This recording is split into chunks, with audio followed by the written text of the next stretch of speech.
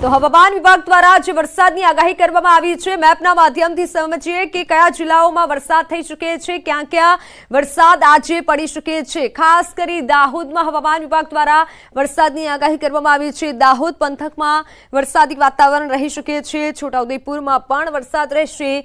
નર્મદા જિલ્લામાં વરસાદ થઈ શકે છે। નવસારી, ડાંગ, વલસાડ, દમણ અને દાદરાનગર હવેલીમાં એટલે કે આજે દક્ષિણ ગુજરાતમાં હવામાન વિભાગ તરફથી વરસાદની આગાહી કરવામાં આવી છે। સાંજ અને રાત સુધીમાં દક્ષિણ ગુજરાતના જે પણ પંથકમાં વરસાદી માહોલ રહી શકે છે। હવામાન વિભાગ દ્વારા ખાસ આગાહી કરવામાં આવી છે। હવે વાત આપણે આવતીકાલની કરીએ કે આવતીકાલે કયા કયા જિલ્લાઓમાં વરસાદ થવાનો છે। તો આવતીકાલે ખાસ મધ્ય ગુજરાતમાં પણ વરસાદ રહેશે। આવતીકાલે અમદાવાદમાં વરસાદ થવાનો છે, એટલે અમદાવાદ વાસીઓ જરા ચેતી જજો, કારણ કે આવતીકાલે વરસાદ થવાનો છે। આણંદમાં પણ વરસાદ રહેશે। મહીસાગર, દાહોદ, પંચમહાલ, વડોદરામાં પણ વરસાદ રહેવાનો છે। મધ્ય ગુજરાતમાં આવતીકાલે વરસાદની આગાહી છે। નર્મદા, તાપી, સુરત, નવસારી અને વલસાડમાં આવતીકાલે વરસાદ થઈ શકે છે। ખાસ આવતીકાલે દીવમાં પણ વરસાદ થશે। હવામાન વિભાગે આ મહત્વની આગાહી કરી છે કે ચોમાસું તો આવી ગયું છે, પરંતુ થોડું નબળું પડ્યું છે, એટલે ધીમા છાંટા આવી શકે છે। આ મહત્વની આગાહી હવામાન વિભાગ તરફથી કરવામાં આવી છે। आने वाले दिनों के लिए जो गुजराती स्टेट के लिए फोरकास्ट दिया गया है, आज डे 1 की बात करेंगे तो डे 1 में आइसोलेटेड प्लेसेस पे लाइट रेन होने का पूर्वानुमान दिया गया है। और जो डिस्ट्रिक्ट है जहां पे लाइट रेन होने का पूर्वानुमान है वो डिस्ट्रिक्ट है दाहोद, छोटा उदयपुर, नर्मदा, डांग, नवसारी, वलसाड़, दमन, तापी, दादरा नगर हवेली। डे 2 की बात करेंगे जहां पे आइसोलेटेड प्लेसेस पे लाइट रेन और साथ में थंडर स्टॉर्म की वार्निंग दी गई है। थंडर स्टॉर्म की वार्निंग आज और कल 2 दिनों के लिए दिया गया है।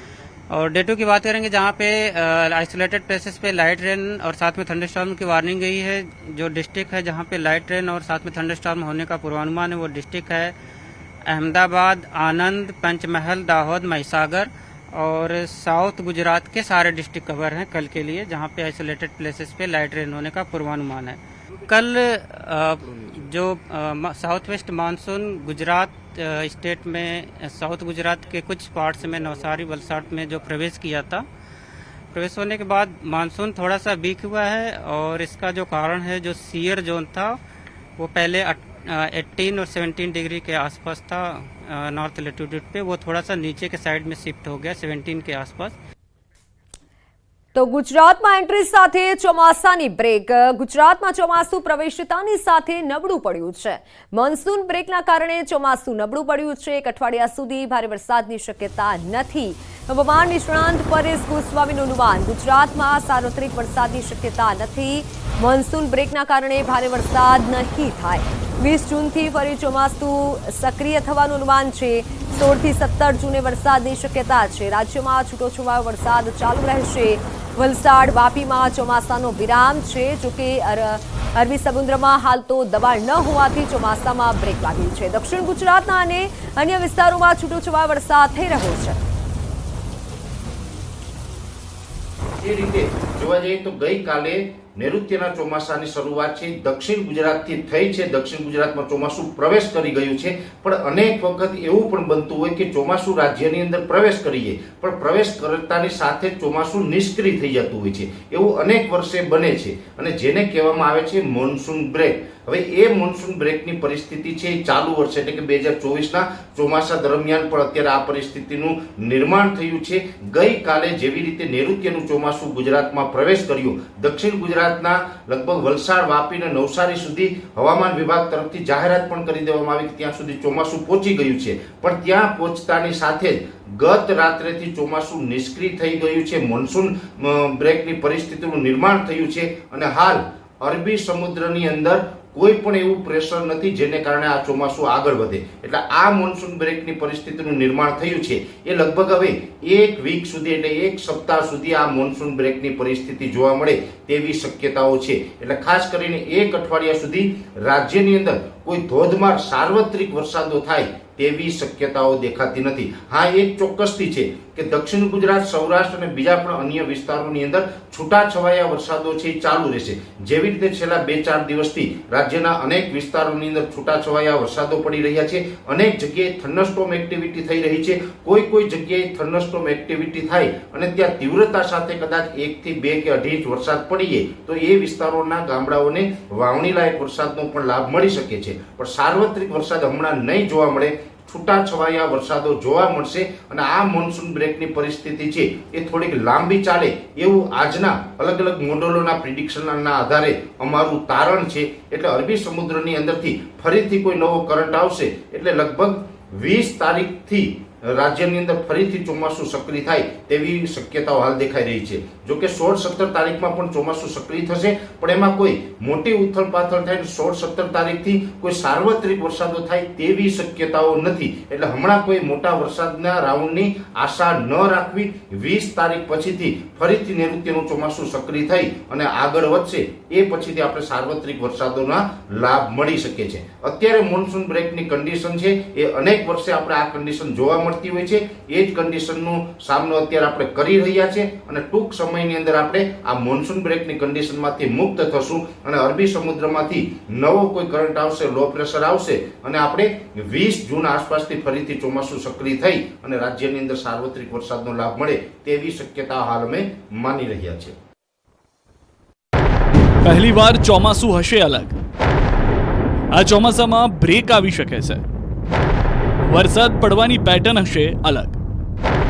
ક્યાંક છાંટા તો ક્યાંક મધ્યમ વરસાદ થઈ શકે.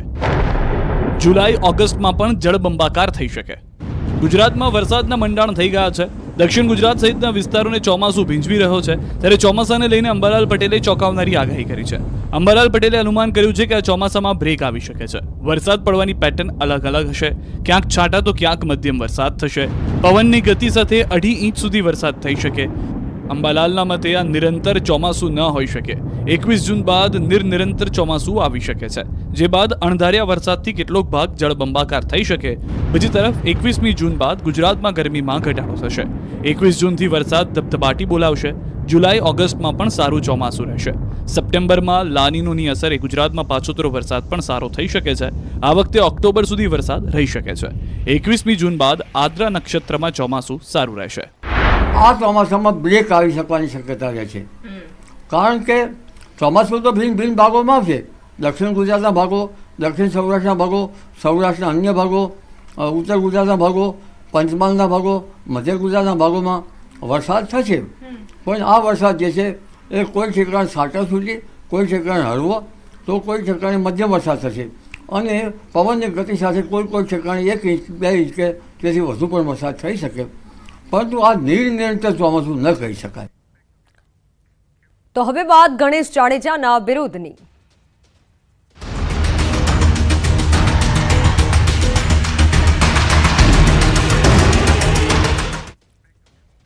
ગોંડલમાં ગણેશ જાડેજાના વિરોધમાં રેલી કાઢવામાં આવી છે. જૂનાગઢથી નીકળેલી આ રેલી ગોંડલ પહોંચી છે. મહત્વનું છે, NSUIના પ્રમુખના પુત્રનું અપહરણ કરી મારવા મામલે ગોંડલના ધારાસભ્યના પુત્ર ગણેશ જાડેજાના વિરુદ્ધમાં રેલી નીકળી છે. કડકમાં કડક સજાની માંગ અત્યારે લોકો કરી રહ્યા છે. દ્રશ્યો સામે આવી રહ્યા છે ગોંડલથી. હાલ ગોંડલ ખાતે આ રેલી પહોંચી ચૂકી છે અને વિરોધ પ્રદર્શન કરી રહ્યા છે. આ વિરોધમાં રેલી કાઢવામાં આવી છે. જૂનાગઢથી નીકળેલી રેલી ગોંડલ પહોંચી ચૂકી છે. કડકમાં કડક સજા થાય આરોપીને તેવી માંગ ઉઠી છે.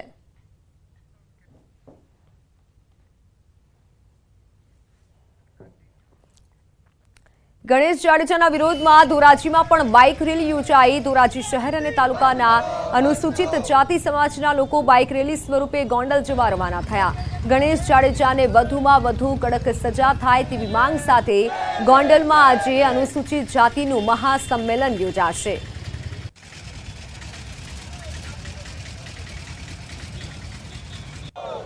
દલિતો ઉપર અત્યાચાર થાય છે, અત્યાચારની વિરુદ્ધમાં છે, ગુંડાગર્દીની વિરુદ્ધમાં છે અને જે લોકો કાયદો પોતાના ખિસ્સામાં લઈને ફરે છે એના વિરુદ્ધમાં છે. NSUIના પ્રમુખનું અપહરણ કરી મારવાના કેસમાં જૂનાગઢ જિલ્લા અનુસૂચિત જાતિ સમાજ દ્વારા તેના વિરોધમાં રેલીનું આયોજન કરવામાં આવ્યું. ગોંડલના MLAના પુત્ર ગણેશ જાડેજા સહિત 10 જેટલા લોકોને જેલ હવાલે કરી દેવાયા છે। ત્યારે વિરોધ કરી માંગ કરી રહ્યા છે લોકો કે આવી દાદાગીરી સામે અમારો વિરોધ છે, કડકમાં કડક સજા થવી જોઈએ। જુનાગઢથી બાઇક રેલી લઈ અને અમે જુનાગઢથી બાબા સાહેબના સ્ટેચ્યુએ ફુલહાર વિધિ કરી સીધા અમે અહીંથી વડાલ જવાના। ક્યાંક વિરોધ તો ક્યાંક સમર્થન પણ થયું છે। ગોંડલ એપીએમસી માર્કેટ ગણેશ જાડેજાના સમર્થનમાં સજ્જડ બંધ રાખવામાં આવ્યું। યાર્ડના વેપારીઓ તેમજ કમિશન એજન્ટોએ પણ સમર્થન આપ્યું। જૂનાગઢ જિલ્લાના અનુસૂચિત જાતિના પ્રમુખના દીકરાનું અપહરણ કરી મારવાના કેસમાં ધારાસભ્યના પુત્ર ગણેશ જાડેજા સહિતની ધરપકડ કરવામાં આવી છે અને જેના રિમાન્ડ પણ માંગવામાં આવ્યા હતા। ત્યારે કોર્ટે રિમાન્ડ નામંજૂર કરી જેલ હવાલે કરી દીધા છે। ત્યારે ગોંડલ એપીએમસીના ચેરમેન કહી રહ્યા છે કે ગોંડલના ગણેશ જાડેજા પર ખોટો આરોપ કરવામાં આવી રહ્યો છે।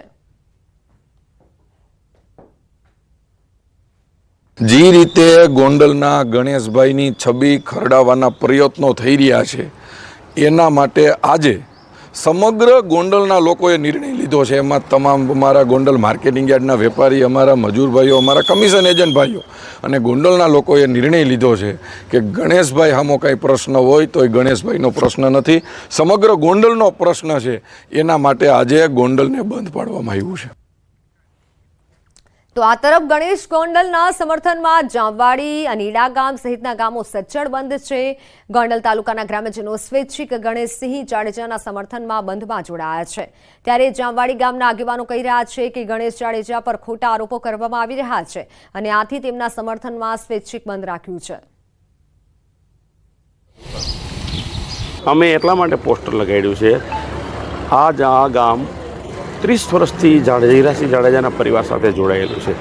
આ ગામમાં તમે એકવાર આંટો મારી લ્યો કે આ ગામમાં કેટલા લોકો હીરાસિંહ જાડેજાના પ્રેમમાં છે। પ્રેમમાં હોવાનું કારણ એ કે અમારા ટાઈમે અમને દરેક વખતે કાયમ આવ્યા છે। તો આજે અમે જ્યારે અમારું ઋણ અદા ન કરીએ તો ઈશ્વર પણ માફ ન કરે। રાજકોટ ગોંડલના ગણેશ જાડેજાના સમર્થનમાં ગોંડલ તાલુકાના લોકો આવ્યા છે। ગોંડલ શહેર તેમજ ગોંડલ તાલુકાના 84 જેટલા ગામોના લોકો બંધ પાડી ગણેશ જાડેજા તેમજ હીરાસિંહ જાડેજાના પરિવારજનોને સમર્થન જાહેર કર્યું છે। ગોંડલમાં પણ કોઈ અનિચ્છનીય ઘટના ન બને તે માટે રાજકોટ, જામનગર, સુરેન્દ્રનગર, દ્વારકા તેમજ મોરબી જિલ્લાનો પોલીસ સ્ટાફ ફાળવાયો છે, જેમાં 4 ડીવાયએસપી, 11 પીઆઈ, 34 પીએસઆઈ, 400 જેટલા પોલીસ જવાનો અને 95 હોમગાર્ડના જવાનો સહિત કુલ 600 જેટલા પોલીસ કર્મચારીઓ તેમજ અધિકારીઓ બંદોબસ્તમાં તૈનાત રહેશે।